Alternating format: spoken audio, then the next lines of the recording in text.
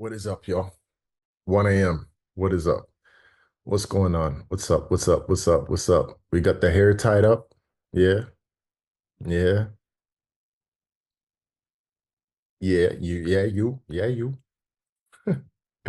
Yeah. We good? Who else is up? Well, I guess it's early for you guys, right? It's late for some of you guys. Early for some of you guys. Is the Australians up? They're not up. 9 p.m. Just drop what time it is for you guys real quick. 10 p.m., 9 p.m., 4 p.m. So funny, man. We really run an international business. Like we make decisions and yeah, you guys want to run an international team. You gotta account for this stuff. So what I want to do is I get a lot of questions, I'm doing events. What do I say at events? What would make a person sign up? Why would a person choose me? What would make a person buy into the culture, buy into the team? If I do an event, is there a correct format? And what I'm going to tell you guys is there's no correct way of doing this. Okay. It's really however you see it. I'm just going to take off the waiting room so just people can jump in when they feel like it. Um, it's whatever, it's a bit of your personality. And I think how you season it depends on you. Does that make sense? So you could have chicken anywhere in the world, but depending on where you have chicken, depending on what country, they season it a little bit different and it almost makes it a completely different food, like jerk chicken as an example, right? Perfect. Depending on where you are, people will season their chicken different.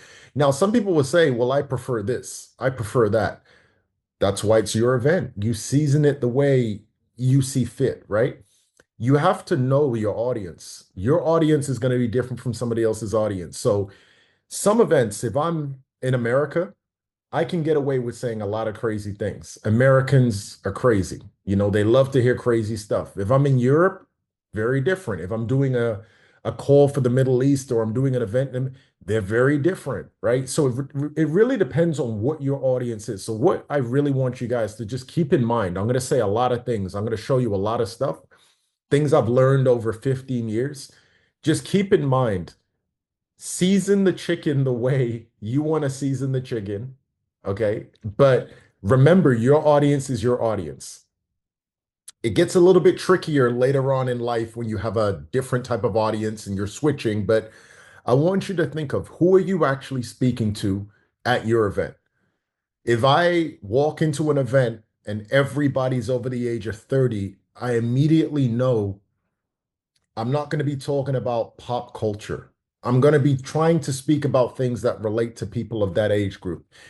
It sounds racist, but it's not. If I walk into an event and it's all one type of race, I'm going to really try to delegate my speech to what that is in that room. I think great speakers really understand their audience. If you ever want to learn the art of public speaking, watch stand-up comedians. Stand-up comedians, we can use Kevin Hart as an example. He's so good at reading his audience and he knows exactly what to say to get his audience to laugh or feel a certain way. Okay, so stand-up comedians definitely got that figured out. Cat Williams definitely got that figured out, right? And I could go through a list of them. So what I used to do is study stand-up comedians all the time because they really have the audience in the palm of their hand. It's because they know who they're speaking to. It's so much easier when you know who you're speaking to. So again, when I'm in America, I already kind of know what to tell Americans. I know what they want to hear. There's a certain way they want to hear things. And then you just relate it back to iGenius, right? If I go to the UK and did an event for the Brits, there's a different humor out there. There's a different vibe. There's a different charisma. I always say to reps, try to learn the audience of who you're going to be speaking to because it's going to work so much better. Canadians, very different as well. They're very different than Americans. So, it just takes you got to do a little bit of research, right? You can't just say, this is iGenius, this is my name, this is the product, you should be trading. Okay, you might get a 5 out of 10, meaning that your score is 5 out of 10, your average. But if you know who you're speaking to and you can dial in little things from that city or that culture or that language, it makes you sound so much better. And people really believe in who you are ultimately. So, does that make sense? Like just the introduction, does that kind of make sense what I'm saying? A lot of people don't really think about that. And this is why, have you ever heard a speaker at an event and they talk about a whole bunch of stuff and you're like, who cares? Don't care. Like, I just don't care what you're talking about. It's because the speaker didn't dial into that specific audience. Okay. So I'm going to go through some theory stuff that I believe you guys should know or need to know. Then I'm going to go into like more in-depth stuff. When I originally was training GC, how to public speak, like I trained most of them, like any good public speaker in GC, I trained them. I remember Rakan's first day. I remember Afnan's first day, Cyana's first. I remember all of their first. I was teaching them the stuff I'm about to teach you guys. Okay. So let me know if you guys are ready.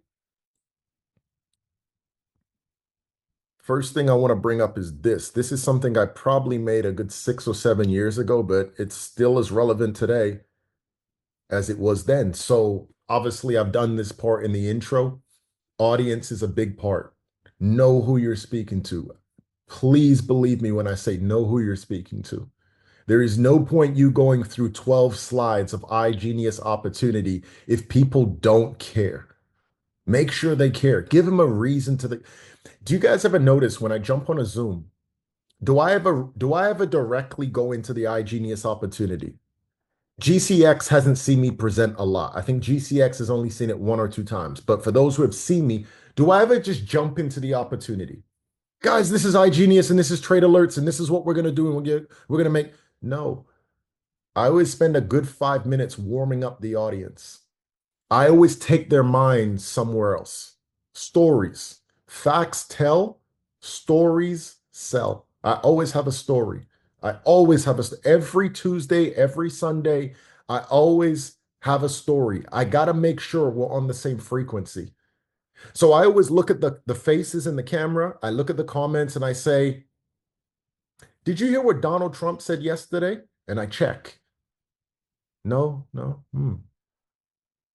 Well, Christmas is coming up. How many people feel like Christmas just all of a sudden popped up this year so fast?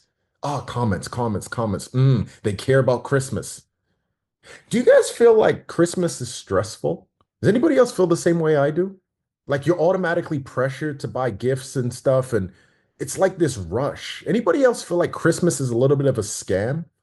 So that would be me telling a story. So I'm immediately going to say something and it's going to get everybody's attention because once they're on my side, everything else is going to become very easy. Okay. So the audience, you want to make sure they're on your side at your event. 1,000%. Never bash the audience. It's never going to work. They have to like you. Hopefully, this is making sense. Okay. Next thing. These are just general questions, okay? This is what I ask myself before I walk into the event room, before I jump on a call. This is what I ask myself all the time. Who wants to be enrolled in what I do? Who needs what I do? Who will pay money to have this problem solved? I always ask myself this question. Why would I ask myself these questions? Because if I can ask myself these questions and I know the answers to these questions, everything else is very easy after that. Who wants to be enrolled in what I do? I believe everybody. I really believe everybody. Who needs what I do? Well, if you're in a dead-end job or you want to know how finances work or you want to learn how trading, then you kind of need what I do. And it gives me the confidence when I get on stage.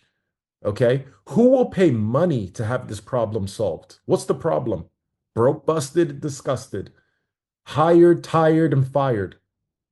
Who will pay money to have this problem solved? If I said to Megan right now, not sure what's going on in your life, Megan, but if I could give you the answer to making more money while having more time with your family, more time to travel, more time to do what you want, how much is that worth to you, Megan? How much are you willing to pay for that answer, Megan? How much? So like this is where I start to like brain this is how I brainstorm what I'm about to say on a call or what I'm about to say at an event, right? So I'll look and I'll say, okay, well, Paris is here. How much money would Paris pay if I solved her issue today? What's her issue? It could be a lot of things. And this is what gives me energy, gives me the energy before I jump on a call, right? Or at an event.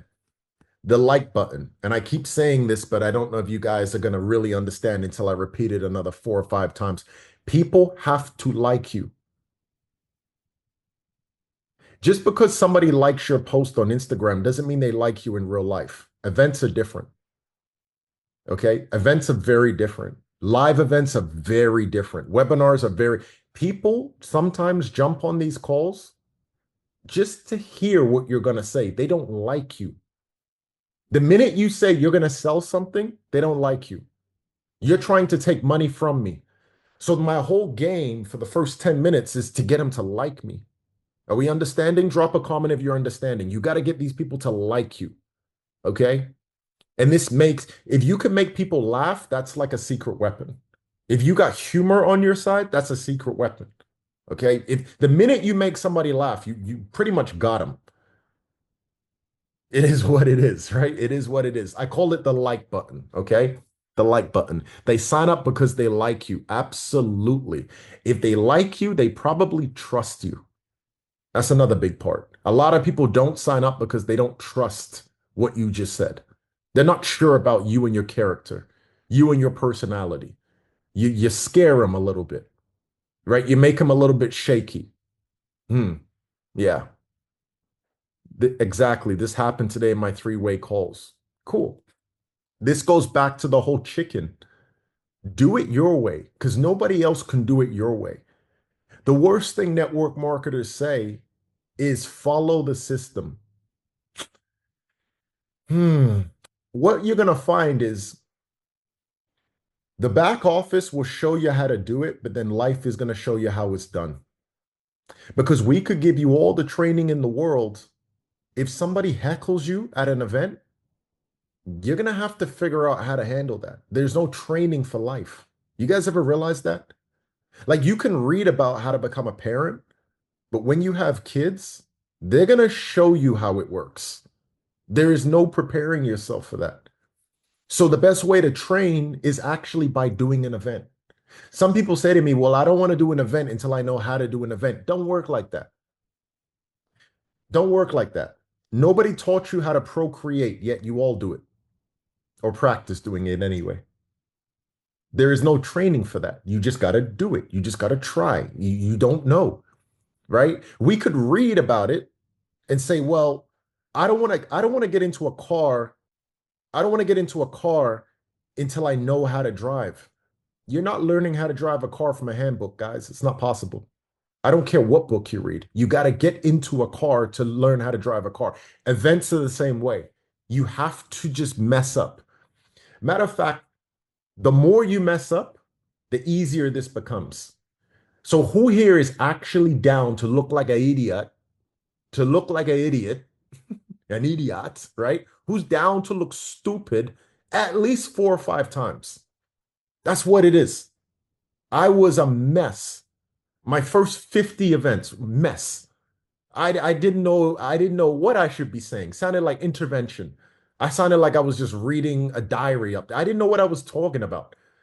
But you have to look like an idiot. That's the only way. Because you're going to look like an idiot. You're not going to sign up nobody. And then you're going to figure out really quickly, I don't want to feel like that no more. So let me get better. And then you will know what to get better at. These people who are so cautious, I can't do an event. I got to study. Yeah, don't work like that. It's called ignorance on fire. Write this down. Ignorance on fire is always going to beat intelligence on ice. Some of the smartest people I know in iGenius have never done an event. Some of the smartest people make the least amount of money. Some of the most ignorant people, the stupidest people, make the most money. It's because it's just how it is. So one thing I had, and I was telling I don't know who I was saying this to. It might have been Angelina and Roshana. I was saying the one thing I have on my side is I don't care. I really just don't give a I'm willing to just try. I just don't care. Like nobody's opinion is that important that it's gonna block my blessing. Like I will attempt whatever. Why not? Right? Why not? So do it your way. Nobody else can. Tell your story. Do you ever know why these kids set up lemonade stands on the side of the road and people buy? Guys, it's not because they want lemonade. It's because they want to support the kid. You guys ever notice that? There are kids that set up lemonade stands. Dollar a cup. We don't want the lemonade. We don't care about the lemonade. We probably won't even drink it. But we care about the kid that's trying to do something. Your story will sell more packages in iGenius than your knowledge about trading will.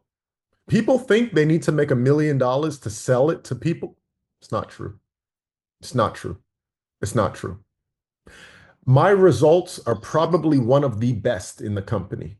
I'm talking like $20 to $30,000 receipts every month in trading. Do you know nobody cares? Nobody cares. Nobody cares. People care about stories and how the stories impact them. You've got to become a great storyteller. Matter of fact, I have the tattoo right here. I have a tattoo on my arm right here. It says raconteur, great storyteller. That's what I pride myself on, telling stories. I'm very good at telling stories. I'm telling a story right now, right? People care about stories more than anything else in this world. If you get good at telling your story, and I will talk about it in the next slideshow, how to script your story, people will buy from you religiously. Have you ever noticed, and I'm just going to be the bearer of bad news here. Have you ever noticed the people that can't trade in iGenius sell the most packages? The top earners in the company can't trade. They can't. You can tell them Kane said it. They can't argue. The top earners in this company cannot trade. They're good storytellers. They're great storytellers, actually. Look at the leaderboard. Go look at the leaderboard. 1, 2, 3, 4, 5, 6, 7, 8, 9, 10. I guarantee you they're not good traders. They're great storytellers. They let iGenius handle the education while they handle the stories. Funny enough, iGenius doesn't pay us to be great traders. They pay us to be great presenters. Write that down. If you want a check from iGenius, they don't care how good of a trader you are. Otherwise, they would owe me $1 quadrillion. They care how well I can tell stories. That's the key. So practice your story. It's called an elevator story. You have your story, but now tell it faster. Can you tell your story in 30 seconds with energy and antics? Think about it. Who here can, by the way?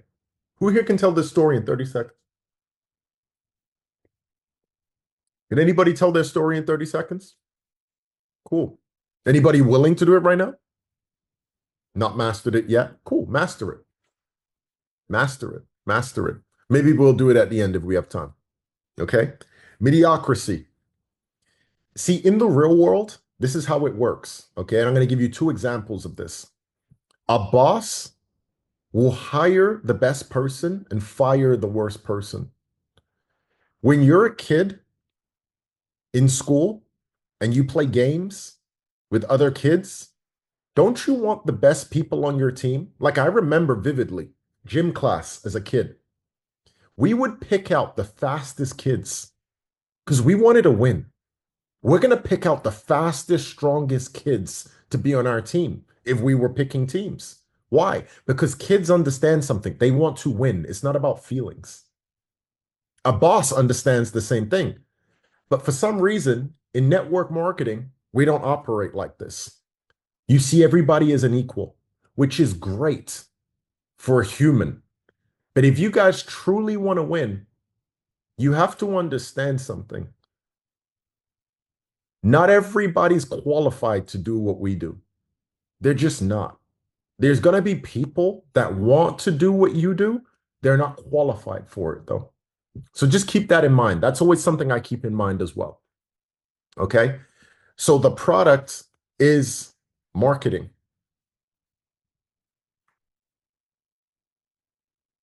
I'm just giving you guys a chance to catch up.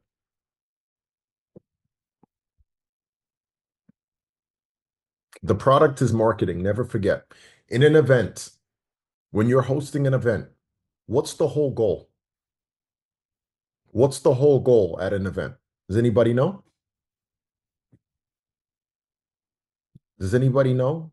Obviously, it's to sign up people. That's an obvious. But what's the actual goal of the event? To sell, practice, to sell, content, Make connect. them feel like it's real. Sorry, I couldn't be bothered typing. You're good. Make make it known, raise awareness, change lives. Okay, so you guys all have different opinions, okay? And I think one thing in 2025, if we all come to a conclusion what an event's for, our events will be much better. The whole goal of the event is to showcase what you're selling. That's what it is. Okay? Is to showcase what you're selling. If you go to an expo where they're talking about PlayStation, their goal is to make you believe you need a PlayStation. Okay? You walk into a restaurant, they're going to make you believe you need this food. Sometimes we have an event and it looks like to me you're more concerned of your Instagram, you're more concerned about looking like a celebrity, you're more concerned about everything else, but actually showcasing what you're supposed to be selling. I went to a few events last year, walked in, people were dancing, drinking, and I mean, it's cool. I get it. It's a vibe, but nobody actually showcased what we were selling. Therefore, how could somebody buy it? So there's got to be a heavy emphasis at your event. I don't care if the event's two people. What are you selling? Just tell them what you're selling. Okay. Through story, tell them what you're selling. Hopefully that makes sense. Okay. Spread your ideas at an event. Spread all of your concepts at an event.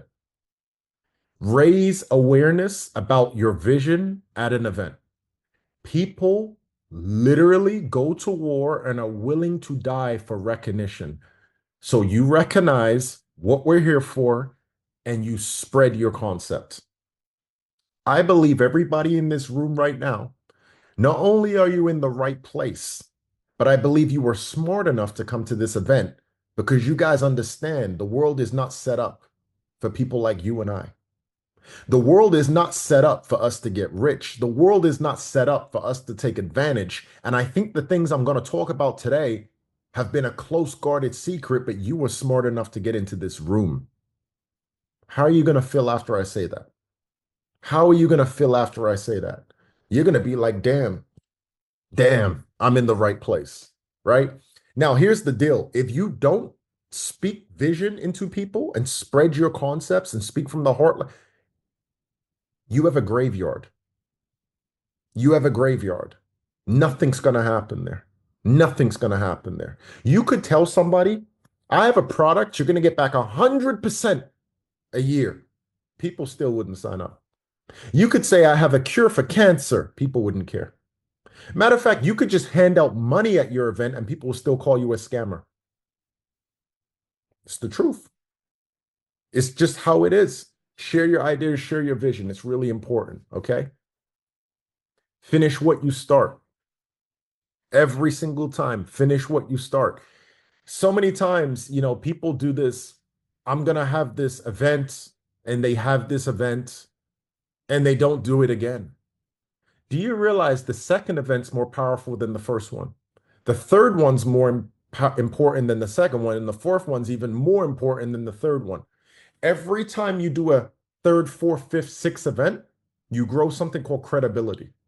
Credibility is the ultimate currency in what it is that we do. When you're able to say to your audience, I've been doing this same event for 1 year, do you know what you sound like? Do you know what you look like? People trust you because they know if they invest in you, and people are not investing in iGenius, they're investing in you. You're not going to go anywhere because you've been doing this. If you keep up a schedule, people can predict your behavior. People love to predict people's behavior. Who here doesn't like unpredictable behavior in a partner or friend? Drop a comment. Unpredictable behavior. You just don't know what to expect from this person. They're always wishy-washy. They're always up, they're always down. You just don't know what's going to happen with this. Yeah, people see us, Paris said it, hot and cold. People see us the same way. So if Megan says, I'm doing this event in Birmingham, and it's going to be a one-of-a-kind event, and you're going to meet a lot of entrepreneurs, you're going to learn some skills, it's going to change your life. And then all of a sudden, Megan doesn't mention this again for 2 months. There's a problem there. Red flag. So whatever she pitched us 2 months ago didn't work. That's why she's not talking about it no more. Clearly. That's how people think. That's how people think. So finish what you start. Until you're done, you're not done, if that makes sense. Right? I know MJ loves to say, job's not finished. That's like the greatest saying ever because, yeah, your job's not finished. We got to keep going, right? Even my job, not finished. So finish what you start. Many, many, many, many, many, many dips.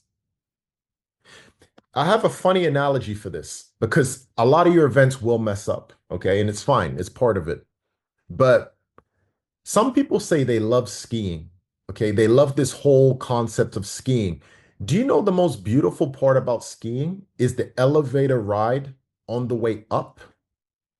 That's that ski lift on the way up, that view you get, that serenity, that peace you get. I did an event in Lebanon and we did this whole excursion right after the event. They took us to some massive mountain. I got a picture of it on my Instagram. And this mountain takes like an hour to climb. Okay. And it's like the most dreaded thing ever. But when you get to the top of this mountain, it's like the best view you could ever have in Lebanon. Can I tell you something? We took an hour and a half climbing this mountain, the team and I. On the way up to the top of the mountain, we had trainings, we had discussions, we got to know each other, we did content, we had jokes. When we got to the top of the mountain, I think we stayed up there for 12 minutes. We looked at the view and we were like, okay, cool. And we walked back down. Their journey up is actually the reward. Sounds a little bit messed up, but you guys are going to have nothing to talk about on stage when you accept your presidential award because you didn't do these events. These events, the ones that mess up, is going to shape your character. It's going to give you all the trainings to teach your team. It's going to give you the scars that you need to be a well-rounded leader. I always can tell when somebody hits a rank too fast because their experience level doesn't match the money and they go right back. If you hit a rank and you hold the rank and you're respected at that rank, it's because you're probably doing this a lot. Before I ever made big money, I did about 500 home events. I would say close to 500 home events. It sharpened my axe, well-rounded my skills. I was so used to losing and so used to failing that when I got to the top, I could train people so much better. That's why we have trainings like this. Okay. So the dips, be thankful for them. Nobody turns up to your event, be thankful for it because you're going to learn something that day. You're going to learn something no book could ever teach you. Does it make sense? Throw the map out. Don't be a pawn in someone else's game. Just because somebody told you you're not a leader doesn't mean nothing. They didn't give birth to you. Okay. X out all the uplines. X out all the mentors. Like you don't need them. You don't even need me. Throw out the map. There is no map, guys. Please realize, break outside of the matrix. There is no map. At any moment in time, Megan South could be the biggest deal in iGenius. Period. At any moment, Paris could wake up and say, I'm the biggest deal in iGenius, period. And it can happen. At any moment, Hannah can just say, you know what? I'm going to be the biggest deal. You don't need to wait for me to say it. You don't need to wait for Rakan or Anthony or anybody else. You're not going to give a shit if your leader is here or not here because you are the biggest deal in your life. Throw the map out. Stop waiting for people to have events. Kane, do we have a team in South Korea? No, we don't. We don't. Well, I'm going to wait until wait for what? If you're from there, go run it. Go run it up, boss up. That's what I used to tell people all the time in GC. Boss up and go do it. Boss up and go do it. You want the money, so go take the responsibility. Boss up and go do it. Should I be hosting an event in my city when I'm just I'm not really a rank. I'm like an exec. Dude, you're taking somebody else's title and putting that on your head. You're a human being first. You're a boss first. Before you're any rank, you're a boss first. Before I came here, I was a boss already. Winners join network marketing and they're winners already. Losers join network marketing and they're losers already. So I don't know what you are, but you don't need permission from nobody ever. Throw the map out entirely. Don't be a pawn in someone else's game, right? Matter of fact, if I ever say Hannah's one of my leaders, she should feel disrespected by that because she doesn't need to be appointed to be one of my leaders. She's her own leader. What the hell does she need me for? Sure, I could kick open the door, but she's gonna run through it and she can out earn me if she wants to at any moment in time. I don't believe in this worshipping of mentors. It's weird behavior. It's really weird behavior. So this is why like I try to train you guys to be very aggressive in this regard. Hopefully it makes sense. Like hopefully I'm not confusing you guys, but I want you to truly understand like these events that you're about to host because every single one of you should be doing some sort of coffee shop meeting or some you're the boss. Done. That's the end of it, right? I call this one the purple cow. You got to be remarkable. Remarkable, aka remembered. People got to leave your event and be like, damn, I just saw a purple cow. What does a purple cow mean? Something unbelievable, something not normal, something unaverage. What was that? What did I just come from? Like, I cannot believe. Unique, sure. I just started calling it the purple cow theory. Because if you were driving and you looked out your window and you saw a purple cow, trust me, you would remember it. You would remember it. What the was that a purple cow? Yes, it was. You're not forgetting that. I want you to have purple cow moments at your events. You got to say sometimes the most out of pocket SHIT, or you got to come with some sort of story or some sort of antic that makes a person remember you. What would make you so memorable? I don't know all of you guys personally, but what makes you memorable? What makes you different than another person on this Zoom? Incorporate that into your speech. Incorporate that into your event. Personally, I don't believe anybody in the company can do what I do when I get on stage. I am a purple cow, but that's me. I decided to become one. You can decide to become one too. I know it's a lot to ask, and I know it's a lot for me to give you right now, but it's a long life. Become interesting, become a person of character, right? Work on your talent. Is that making sense? Is it all making sense so far? Can I get into some real stuff now about public speaking at events? That was the warm up. I always got to give you guys a warm up. I hate going right into trainings. I got to get the brains moving. Really quick before I move on, what did we learn? Anything? Who's going to do a warm up? What did we learn during the warm up? Any boss up? If you just learn boss up, that's enough. That's good for me. Know your audience, purple cow, be yourself, key, be yourself. I always told all of my mentors, I'm not wearing a suit. Don't ever ask me to wear it. It's not me. I don't need to wear a suit. Kane, if you don't wear a suit, you're never gonna. Boy, were they wrong. And tattoos all over my hands. Boy, were they wrong. Yeah. Okay, cool.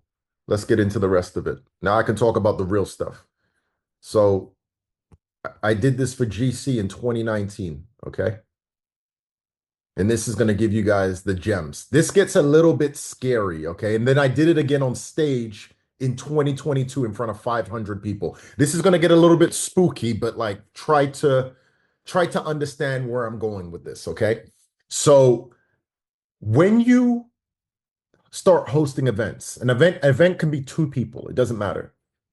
There is a theory behind it, okay? There can't just be this random verbiage of words. There's got to be a whole theory around it. And Rakan asked me something. Let me just take this off for a second. Rakan asked me something in 2019. He said, what do you do from the point where you get to the venue and get on stage? Like, what's going through your mind in this part?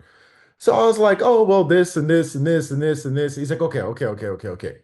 When you get on stage to the point where you pick up a microphone, what's going through your head? I was like, well, this and this and this and this and this and this and this and this. He's like, okay, okay, okay, okay, okay. While you're on stage, until you get off the stage, what's going through your head? This and this and this and this and this. He's like, okay, brother. And he always say it like that, brother, I need you to put it in a slideshow and teach the whole team. I said, how's that going to be possible? He said, please just figure it out. Figure it out. So this slideshow was me figuring it out. Okay. So it's going to sound a little crazy, like a little bit off the rail, but I promise you, this is exactly what I would want to teach somebody if they were going to start presenting for themselves. Because I know this question has come up so many times in GCX, so many times in Firma Legacy, so many times in FMPO, so many times for different teams. What the hell am I talking about when I get on this? Okay, let me show you. Okay. So there's a real theory to this whole thing. Now pay attention to this. Okay. Aura is a word that I couldn't even define 2, 3 years ago. But this is big. I don't think people understand how big this part is. This is what's going to make or break you. This is what's going to get somebody to believe that you are the person you're talking about and they can become the person that you're talking about. So, what I was saying to Rakan was when I get on stage, I'm checking people's personalities before I talk, audience. And he said, okay, but how do you know? I said, okay, well, I know by what they laugh at. He's like, okay, but bro, dig deeper. How do you know who you're talking to? And I had to like really sit here and think about it. And I was like, bro, I don't know how to put it in a scientific way. And then boom, it hit me one day. And I came up with a chart. It's this. So when you host events, everybody sitting in front of you, whether it's two, three, four, or 100 people, have auras. We all have something called an aura, and the aura is attached to a color. Okay, it could be red, it could be orange, it could be yellow, it could be green, it could be blue, it could be violet. Everybody has an aura. And once I figured out this part, I said, this is what I was doing accidentally, but now I can train people on it because now I know what it means. So let's just say you have an event. Right away, there's going to be reds, greens, blues, and purples sitting in the audience. You don't know who's who. So your speech, your introduction, your edification has to hit every single color. This is what I was doing by accident. Have you ever noticed that somebody could be on stage, everybody's clapping, but you thought that was some bullshit? That was some bullshit. I don't know what they were talking about, but that was some heavy bullshit. I don't know why this person's a rank because that was some BS. You know why? It's because you might be a green and they were speaking to reds, or you might be a red and they were speaking to purples. That's exactly what it is. That's exactly what this is. So on my calls at my events, what I'm actually doing, and you guys don't know that until right now, I go through every color. So grounded, energetic, and strong. They're reds. So how do I start my calls? How do I start my events? What's up, America? Raise your hand if you guys are here to make some money today. Okay, cool. Okay, cool. Okay, cool. If somebody invited you on this call, it's probably because they want you to figure out trading. That's cool. That's cool. So I'm hitting reds. But guess who's offended already? The blues. Because the blues are like scam. Scam. He's selling. Scam, scam, scam.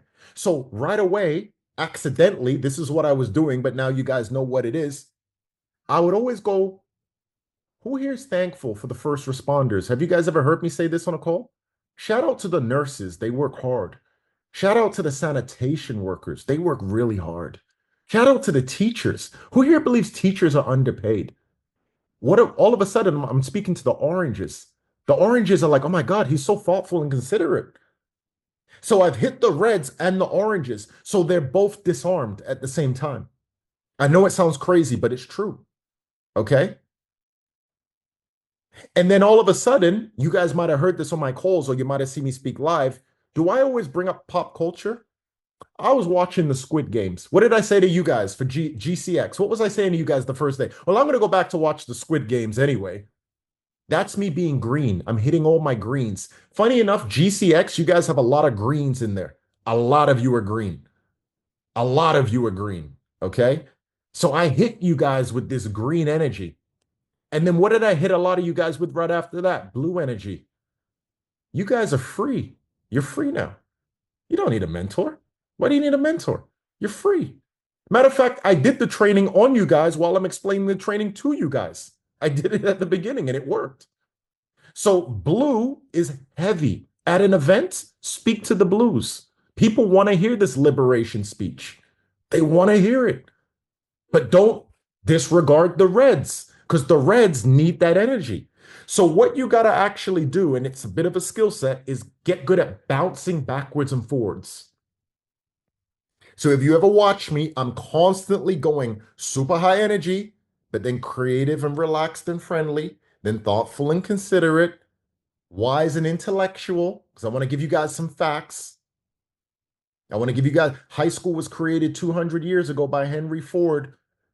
Henry Ford asked people if they want a car. They said they wanted a faster horse. High school hasn't changed in 200 years. So I got to go super violet for some people, but then I got to go right back to grounded.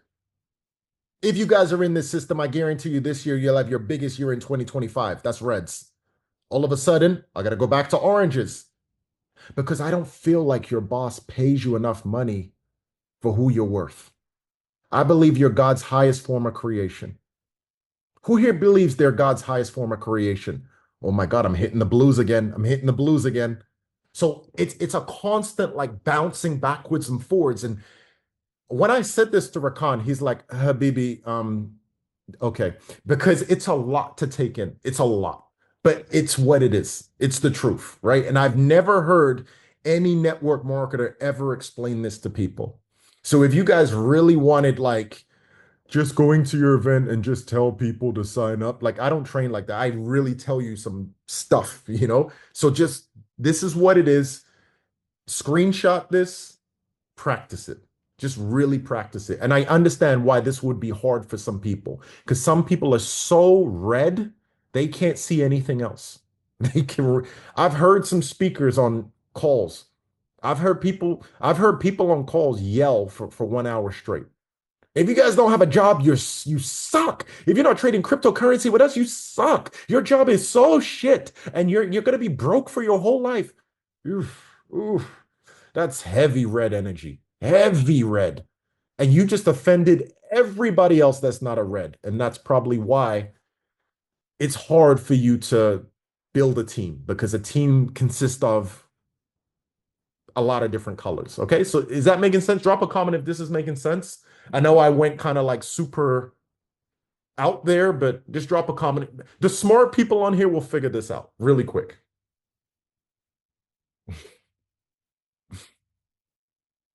Right.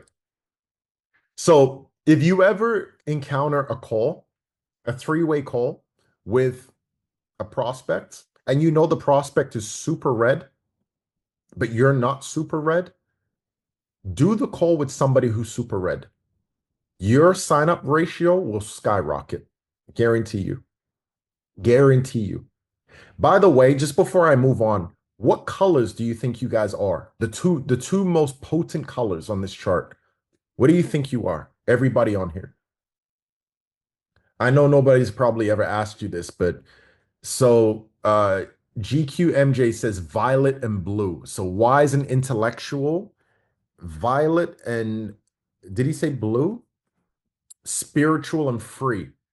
I actually know him and I don't think that's his colors personally. I think he is violet, but I don't think blue would be the second one. I don't see him as spiritual, really. Or I could be wrong, but I don't see it. Uh, red and orange. Red, orange, yeah. I think a lot of people are red and orange, green and yellow, but also red. Look, I love it. I love you guys are learning what you are because you know now if you go into a room and you notice these red people are in the room, how much money you make last month? Show me your portfolio. Show me the results in iGenius. How much did it pay out? How much did you make? That's a red person. That's red. You already know. You already know. If you're a green and a yellow, don't even, this person is not going to mesh well with you. Yeah. Violet and green would be better. Yeah, I would, yeah, violet and green for you, for sure. I would put that better for you. Dynamics. Okay, moving on. Dynamics, right? Create an environment around your message, create an emotion around your subject. What do I mean by that? Okay, so you should join iGenius. It's a great platform. That's good. You could say this at an event. It's good. Create an environment around your message. iGenius is a good platform. You should join it. Or there are tens of thousands of people over the last decade that have joined this community and seen success. Which one sounds better? One was a message, and one I created an environment around the message. Right. Exactly. So let's do it again. Let's make it more simple, right? Let's make it more simple. I'm going to a party. That's the message. I am going to a party. Let's create an environment around this now. Everybody I've spoke to in the last 7 days have been talking about the biggest party in the city. I'm not sure what's gotten into people, but this party is literally the hot spot and the talk of the town. It's the same thing, but I've just created an environment around what I'm saying. So a lot of reps, when they're new, they just say the obvious. We do trade alerts. You should take the trade alerts. You're going to make money. That's cool, but create an environment around that now. So when you watch a movie, what's one of the first scenes you always see in any movie? Doesn't matter what it is. Usually the first scene is a landscape shot of the city or the country or the place because they want you to see where we are. We don't know how to think as humans unless we know where we are. Is that making sense? I know it sounds a little bit out there, but it's what it is. People need to know where we are. Okay. Create an emotion around your subject. What's your subject? Trading. Trading is boring, guys. I'm going to type it in the chat. It is boring. It is boring. Okay. Trading is boring. Investing, boring. All this stuff, boring. Create an emotion around your subject. Growing up in a single parent home, I was always taught that this Christmas wouldn't be the one. I always used and understood that there were other children that had better than me. Financial literacy wasn't taught in my home. I don't know about you guys, but now I'm able to give my children what my parents could never give me. I just created an emotion around it. Okay. You draw emotion out of it. So once you draw emotion out of it, the subject becomes so much more important now. Damn, damn, I need to learn investing. Yeah, man, he's right. He's right. He's right. I need to stop messing around. They're right. So a lot of people just have a subject. You should use an auto trader. Okay, that's cool, but make it emotional. Make it emotional, really emotional. I didn't have what a lot of people have.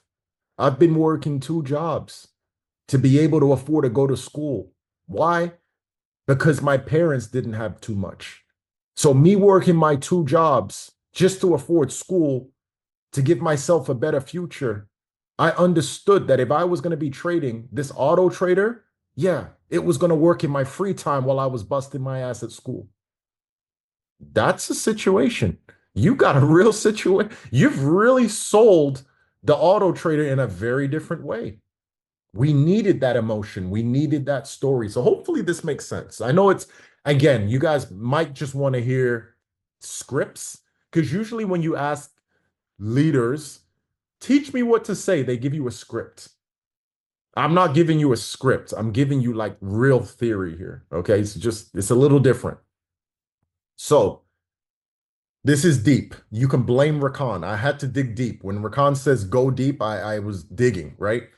So when I get on stage or I'm on a call, I look at it like a body of the court. Typically, how a lawyer would break down a case. So I've got to prove beyond reasonable doubt what I'm saying is actually true. So, what does a lawyer really do? Let's talk about what a lawyer does. A lawyer talks about what their guilty client, 9 times out of 10, technicality wise, is actually not wrong.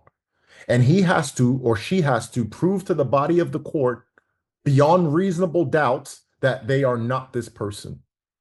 Funny enough, this is how I come up with scenarios when I present, right? This is, it's giving mens rea and actus rea. You could tell I was a law student. Mens rea, actus rea, the thoughts, the premeditated thoughts, yes, and the action. So there, now you know I went to law school because I know that, right?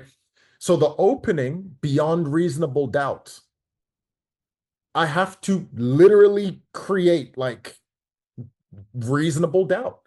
So, how would I do this? Well, it's very easy. When I'm creating beyond a reasonable doubt, I'm saying, is it true that we have to work for 40 years? You guys correct me if I'm wrong. But is there an exit plan when we work jobs? Can you work for 5 years and walk away? No, no. Can you work for 10 years and walk away? Hmm. Can you work for 20 years and walk away from a job?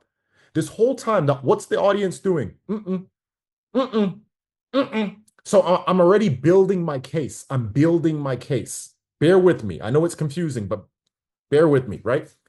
I've got to have clear, convincing evidence what I'm saying is true. Are your parents retired? How long did your grandparents work before they were retired? How many people do you know that are actually retired financially free? What's the debt ratio right now in your country? Let's think about it. How many students are in student loan debt in your country? How many people are working paycheck to paycheck that you know? Have you ever had $10,000 saved in a bank? So, what I'm doing is I'm coming up with convincing evidence to support what I'm about to say. Is it making sense? Drop a comment if this makes sense. I'm building my case like a lawyer. Reasonable suspicion. Hmm. You know what's interesting to me? I could be wrong, and this is how I speak when I do reasonable suspicion. I could be wrong, but I don't think school, notice the pitch in my voice is changing. I don't think school is designed to make us rich. What do you guys think? And then right away, the audience is going to start to say this. No, no, it's not. No, it's not. School is like a government. No, bro, it doesn't make us perfect. Perfect. Perfect. Because I'm building this up. If you ever do this at a live event, you know how you know this is working? Because people start to do this. They start to nod their heads like this. And when one person nods their head, it looks like voodoo because everybody behind them starts to do the same thing. They all start to nod their head. Everybody's nodding their head. If you ever want people to start nodding their head at an event, do this. As you're talking, do this. I don't think school is designed to make us rich. What do you guys think? Mm-mm. You'll notice everybody's going to start to do this. Mm-mm. Perfect. Yeah, there's a deeper level to this, bro. This gets deep. Rakan said dig deep, and I was like, bro, I will dig deep and I will tell him, right? When we're closing an event, it requires you to eliminate all reasonable doubt, all of it together. Guys, I see senior citizens all the time. Correct me if I'm wrong, but I see it all the time. People working above the age of 65. Now, I'm not a genius or anything, but if you're working past the age of 65, wouldn't that tell us that that person bought the wrong plan? People are going to be like, he's got a point. He's got a point, right? So, what I'm really trying to do here is more than likely 50% plus. Most people are going to agree with this stuff that I'm saying. Specific facts, reasonable doubt, clear, convincing evidence. All of this stuff is leading to my sale of iGenius. The more convincing I do here in this part, the easier iGenius is to sell. Does that make sense? If you do a really bad job with this part, when you get to like $1,500, people are going to fight you. They're going to throw hands. They're going to fight you. But if you did a really good job with this part right here, they would pay you $10,000 to sign up. Does that make sense? Make sense? If you really do a good job on this part. So let's get to the story now, because I told you in the last slideshow, I want to talk about story before we log off. So a lot of you guys said you're still figuring out how to tell your story. Okay. Most movies that you watch, there's something it says if it's a real story. There's something it says right below the title. Does anybody know what I'm talking about? If it's a real story, there's always like a subtitle. What is it? What does it usually say 9 times out of 10? Based on a true story. Based on a true story. Why can't it be the real story? Why does it have to be based on the true story? Does anybody know? Yeah, the real story's boring. That's why. Yeah, it's boring. No, the real story is legit boring. So they have to base it on a true story. So I'm here to tell you, in case you haven't realized, 90% of the network marketing stories you hear leaders say on stage, they are sculpted, they are scripted, and they are based on the truth. It's not really what happened, guys. I joined this network marketing company and I was blind and now I see. No, you didn't, bro. No, you didn't, bro. Brother, that didn't happen. But I understand why you're saying it. Okay, I understand. So your story can be based on the truth. Tell your story the way it is, spice it up. Spice it up. You might have moved to another country, spice it up. Spice it up. Okay? Instead of saying 3 years ago, say this time 3 years ago. Oof. What do you got to say? Spicy. It sounds real spicy. Why are you saying it? Why are you saying it like that? Right? If you ever notice that when most people tell stories, if they have an introduction that's spicy, it's going to work. Okay. Now I have a formula for how you sculpt your story. It looks like this. This is if we put everything together. I call it the roller coaster theory. Your main point is your main point. Showcase iGenius. Your convincing evidence is literally the drop, the most exciting part of the whole speech, believe it or not. That drop, you've got to really drop people. Okay, roller coaster. You really got to drop them on that convincing evidence. The loops in a roller coaster is the situation. Your convincing evidence has to match the situation. When the ride is done, that's the solution. That's iGenius. Sounds crazy, but it's literally how it works. So my main point is we're all here today because we want a different 2025 than we had in 2024.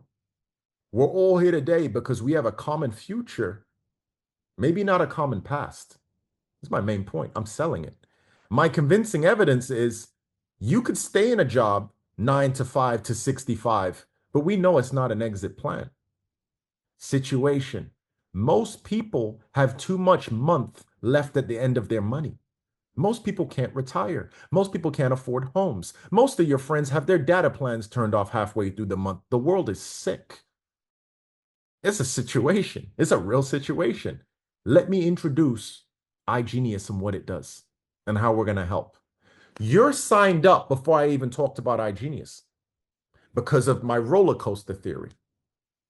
Now, all you have to do with your story is intertwine your story into these points in this formula. Some people tell the situation before the main point. Some people actually present like this because they have no format, right? They say that, hey guys, I'm so happy that you're here at this event today to hear about iGenius. My name is Hannah, and I just want to say, like, I'm so happy that you guys are here because, yeah. Anyways, so yeah, I'm 20 years old, and I started in this company like I don't know, like a year ago. And guys, the alerts and the education is so good. So one of the things is like my team, we call it GCX. My team does so good because when we use the products, like our products are so cool because if you want to make money, guys, if you want to learn trading money, if you want to learn how money works, it you just have to learn like these simple products right here. So let me show you the first slide in this iGenius. What the fuck? What? Like what was that? You have this roller coaster. You look like you're doing taekwondo. But that's what it sounds like. That's what it sounds like to a guest because they're like, so the product is what, GCX? So what's the thing? So what do you sell? If a guest leaves like this, you effed it up. So this is why I was telling the team originally, when I originally trained GC, I said keep the story in this format. Follow the damn roller coaster. This time 15 years ago, I vividly remember my mom packing my lunch for school because we couldn't afford school lunches. I'm not sure what home you guys grew up in, but my home was very, very, very different. My parents immigrated to North America because they realized Europe at that time didn't have a lot of advantages for children. So shout out to all the immigrant parents. If you have immigrant parents, shout out to them. Shout out to all the parents that sacrifice for their kid. Do you see where I'm going with this already? I'm already hitting blue, green, I'm hitting red, I'm firing. But I also have a main point. By me understanding how money works today with this platform has absolutely changed my life. Our generational tree in my family, I became the first millionaire here. Do you know why? It's because I was the one who chose to get educated on what was slightly different. If you guys are okay with slightly different to get slightly different results, raise your hand. I'm selling iGenius, or I'm already kicking out the gate. Convincing evidence. Convincing evidence. I can just start bringing up jobs again. I can start bringing up the economy. I can start bringing up credit card debt. I can start bringing up taxes. I could bring anything that triggers people beyond reasonable doubt. This is the format. Are you guys understanding this? Because I know I'm like really going off the rails, but are you understanding the flow? Mhm. Don't you wonder why nobody's ever trained you on this before? Since everybody's such a good leader, like why isn't nobody ever trained on it? Why have I never seen this before? I always wondered this. Yeah, it's interesting. And I feel like this would help out the whole company. Maybe I should do this for the whole company at some point, or maybe not. So psychology, a lot of you guys keep writing psychology in the chat. It's exactly what it is. It's exactly what it is. It's psychology. This whole business is psychology. It's the study of people, the study of how people think. You want to make people like you, you want to influence people, therefore, you're going to get sales. People are very shit-tastic at psychology. They're very bad at dealing with people, but they want to be in network marketing. The first word in network marketing is network. That's the meeting of people, the coming together of people. If you're not good at networking, why are you trying to be a network marketer? Marketing is the second word. The first word is the most important word, networking.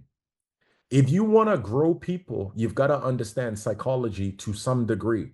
You've got to know what makes people cry, what makes them wish, what makes them dream, what makes them jump, what makes them scared.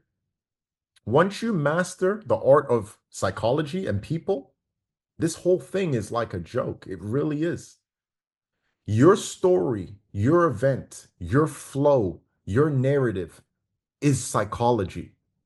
And you can tell who's terribly bad at it, because if they don't catch on to this, they're going to be telling stories that nobody cares about. Somebody said we're low-key therapists. Yes, you are. Yeah, 1,000%. You're low-key, high-key therapists, psychologists. Who is actually coming to your event 9 out of 10 times? 9 out of 10 times, who's attending your events? Who's attending your calls? 9 out of 10 times. What people are these people?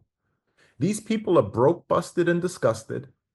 These people are the outcasts. These people are the dreamers. But you're talking to them like there's somebody else. You're talking to them like there's somebody else. Yeah. 9 out of 10 people are broke that attend your event. Know who you're talking to. Know who you're talking to. 1,000%. Psychology. Put it on your side. Okay. Now we get into some of the fun stuff. If you've made it this far in what I said, this is the fun part. In your actual speech, you've got to blend in four things. I've boiled it down over 15 years to four things. Punchlines. Some people call them bars, right? In America, we say bars, like, but they're punchlines. Okay? Punchlines are they are going to give you a boost of energy that you might need in a very low energy point of your speech. Okay. So when you drop bars on, like, I'll give you an example of a bar. Like, what's a punchline? Um, it's a sad thing to see a child who's afraid of the dark, but you know what's worse? An adult that's afraid of the light. Boom, bars. It just knocks people back 10 steps. It's a bar, it's a punchline. Okay. So what I used to do is I used to write down 4 or 5 punchlines. And I used to incorporate them every now and then into my speech. So then you're on a roll, punchline. Give them a punchline. America has printed more money in the last 5 years than that was printed in the last 100 years. You guys know that, right? So that's like out of nowhere. People are going to be like, what the hell? Like, what the hell did this person just say? It's a punchline. Just give them punchlines after punchline. Jokes are a big thing. Now I realize not everybody's funny. I realize it's not in everybody's personality, but it's a weapon. Humor is a weapon. If you're funny, you're probably going to make a lot of money very quickly here, right? So jokes, I always incorporate jokes into everything I do because if people are laughing, they're enjoying. If they're enjoying, they're trusting. If they're trusting, they're buying. It's all psychology, right? So if you're naturally like that, put it in there. Skits. If you're animated, it's going to help you even more. And I mean, these things are not musts. They're just things that I do personally. But I always have skits. I do imitations halfway through my speeches. I'll imitate somebody, I'll imitate something, or I'll come up with some scenario of something that I heard or seen before, and anything to make it more interesting. Again, watch stand-up comedians. You'll learn a lot. Interactions is huge. Huge. What's the very first thing I did when I jumped on this Zoom? Does anybody remember? I did one thing the first 2 seconds I jumped on here. What did I do?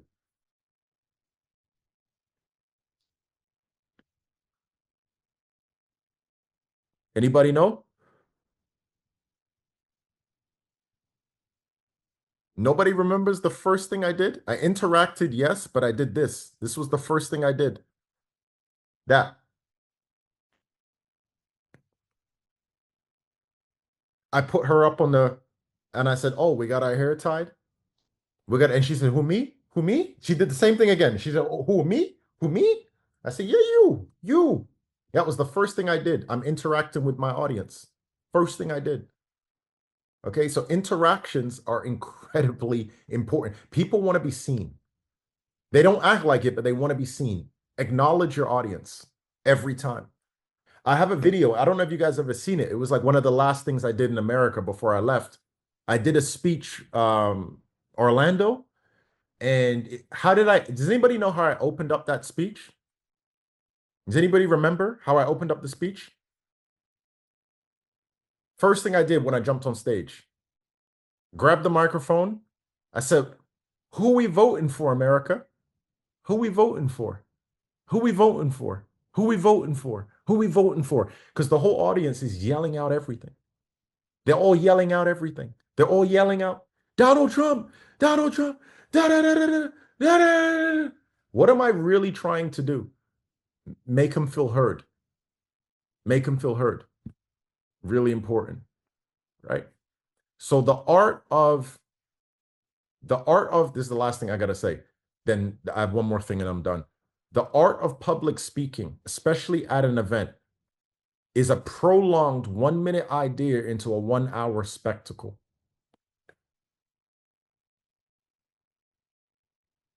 That's the key. A 1 minute thought into a 1 hour spectacle. If you look at my thought process in my notes for what I want to talk about, it's like 4 lines. Economy, student loans, investing, giving back. I could say this in 1 minute, but I have to stretch a 1 minute concept into a 1 hour spectacle. If you listen to everything I said, you can turn a 1 minute concept into a 1 hour spectacle, and that's what's going to make you phenomenal. That's what's going to make you phenomenal every damn time. That's the slideshow. What do we think? Some of you might be even more confused than you was originally. What do we think?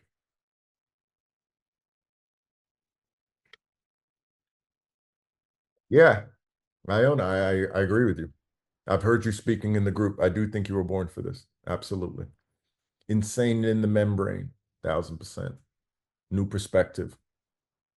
Can you explain the triangle a bit again? Okay, I'll spin the block on that. Never had this training. Good, good, good. One thing I do want to mention before I spin back on the triangle slightly is cadence. Cadence and pitch. The cadence is your rhythm. You're not going to have this in the beginning, but the more you do it, you're going to develop a rhythm. Okay. So rappers, singers, they have a, and that's what makes a song good. They're on rhythm. Right. So when I'm speaking, I typically speak like this. And then when I got something to say, I talk in like these cadence. If you guys want to make money, you got to join this system. But if you join this system and you see results, you're truly going to be living in your purpose. So you see, I'm like,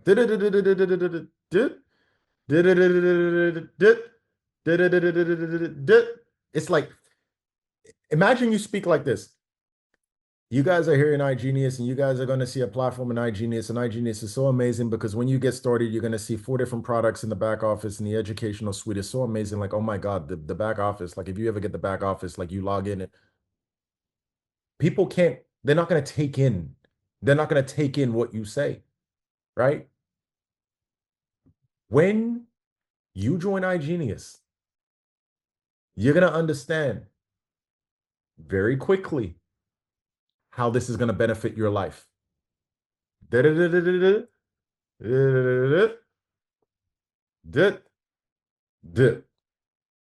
Okay, so that's cadence. Pitch. When you have something more important to say, whisper it. I don't know if you feel the same way as me, but I know that people in this company, you see what I'm saying? So raise your voice, drop your voice. Raise your voice, drop your voice.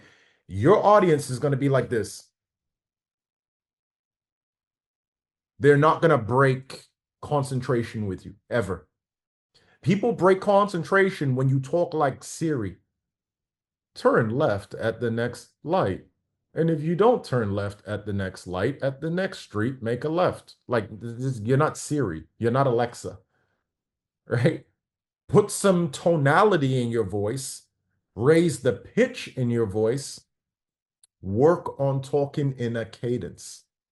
Everybody on this call, you guys would understand by now that you're going to be trained to be one of the best in the company. It's going to ultimately lead to more ranks, more residual income. You guys are going to be the best that we have. You're going to impact thousands of people. You see, and people can follow that very well, right? So that's the difference between somebody saying, wow, you crushed it. It's not that, it's the cadence. They don't know what we're doing, but it's a cadence. You could say the stupidest thing. The cat and the dog left the house together. Now, if you have a cat and you have a dog and they leave the house together, it probably means your pets get along. You could say anything and it's going to sound 20 times better if you got a cadence. Hopefully that makes sense. It's far-fetched, but still.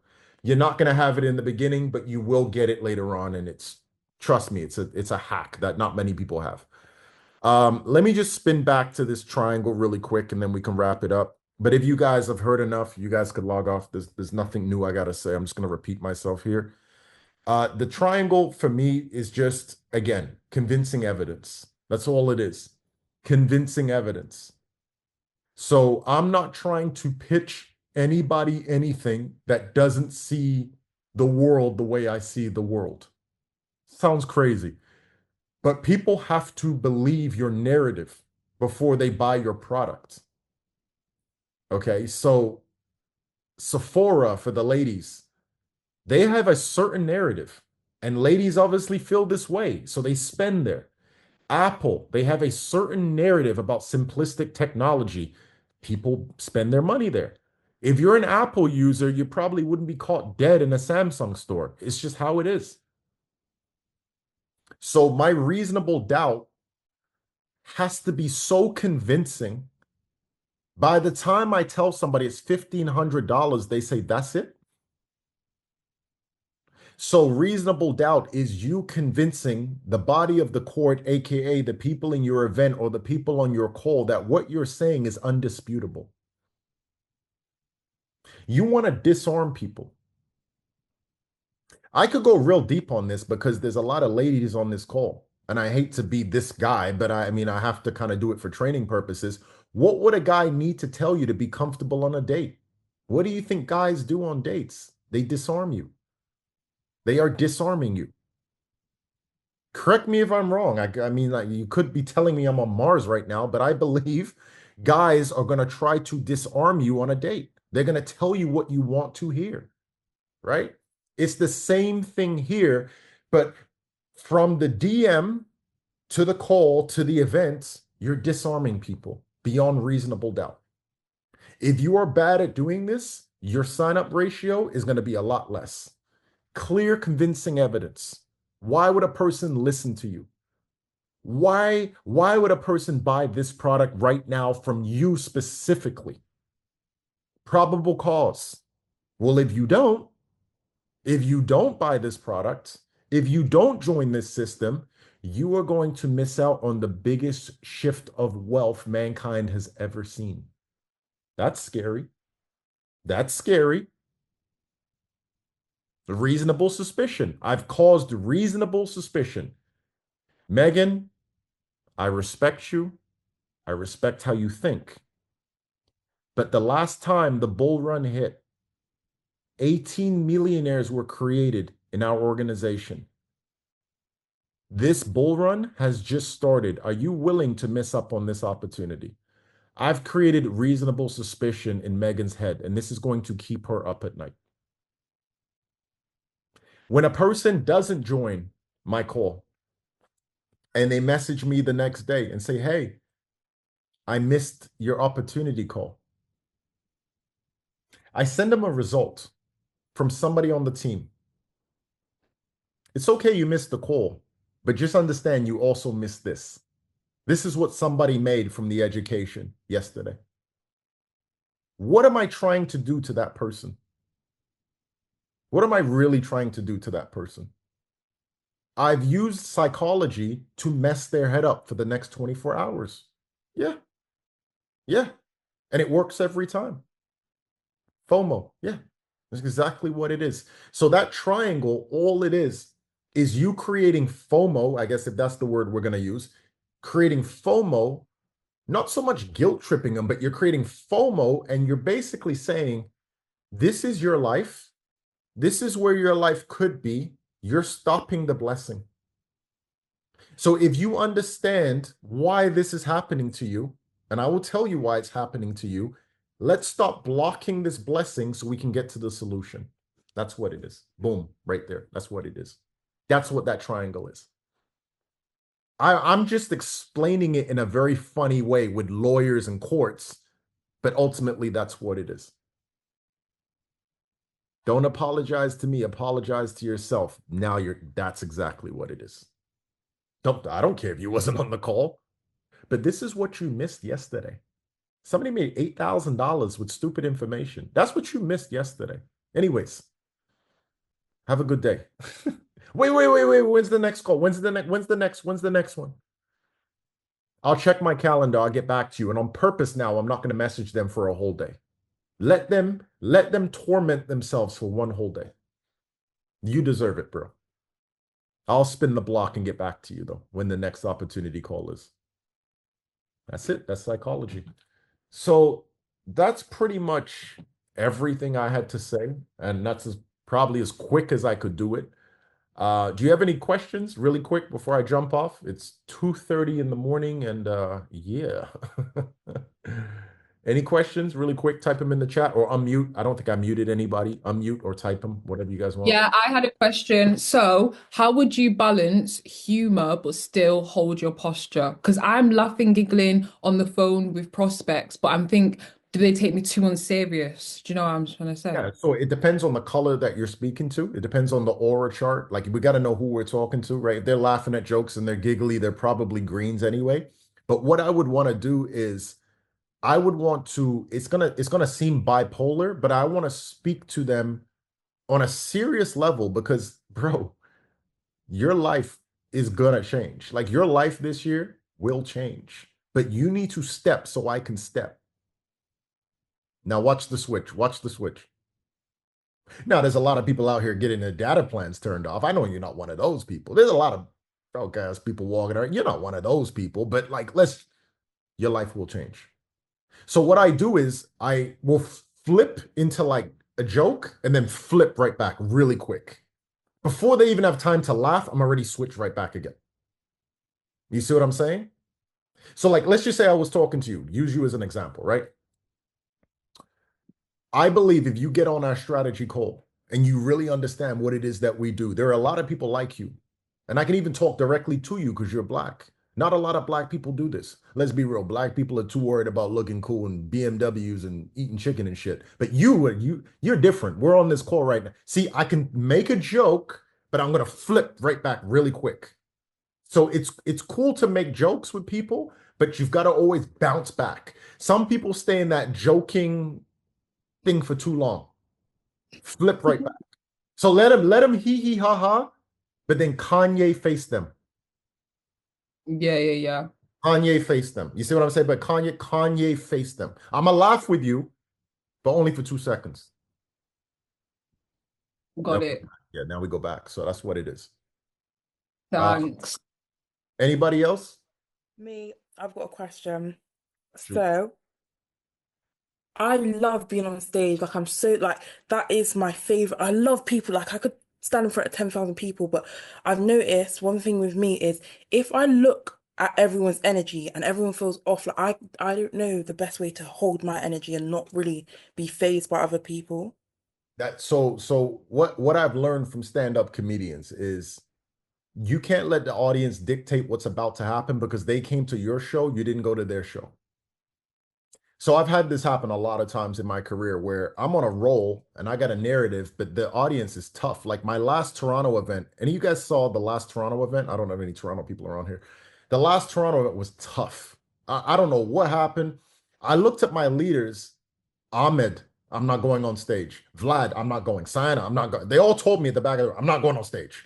I said, why not? What happened? The audience is, we're not going on stage.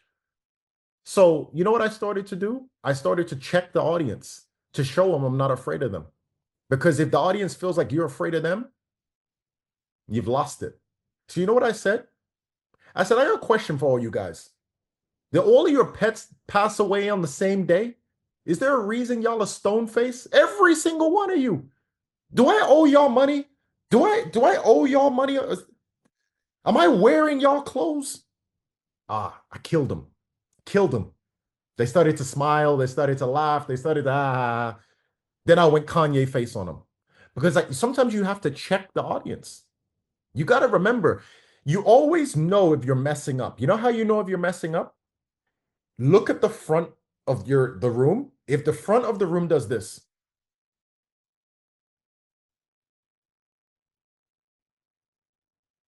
because the front of the room is trying to check if the back of the room feels the same way. So you've got to correct this real quick. Just so you guys all know, can I tell all y'all a secret at the same time? I'm not afraid of y'all. Okay? I come here to serve. Y'all ever been to church? Y'all ever been to church? Can we all say amen real quick? Can we all say amen? Amen. One, two, three. Amen. Okay, cool. I'm here to serve. Just so we all know, I'm the messenger. Okay. I'm the messenger. Kanye face on him. Kanye face on him. You have to check the audience. Don't let them dictate your energy. They came to your show. You didn't go to their show. They paid to see you. So that's my advice on that one. When people start looking at each other, it's going downhill. Absolutely. The minute I see a black person do this, I'm like, brother, turn your head around. The show is up here. Turn your head around. I already know where you're going with that. Mm-mm. Not on my show. Not on my show. Mm-mm. Mm-mm. Mm-mm. Mm-mm. Somebody heckles you, heckle them back. You actually need some improv skills, but the more you do this, you're going to build up this improv ability. Because anybody could heckle me and I will heckle them back with lightning quickness, and it's not going to phase me at all. Don't let nobody throw you off your game, but good question. Anybody else? Me, I got another question. Who? Which British person was that? Meg. I've got Uh, another question. I wanted to know, um, how many events did it even take you to master this? Like the way you speak now, like how did it take, how many events?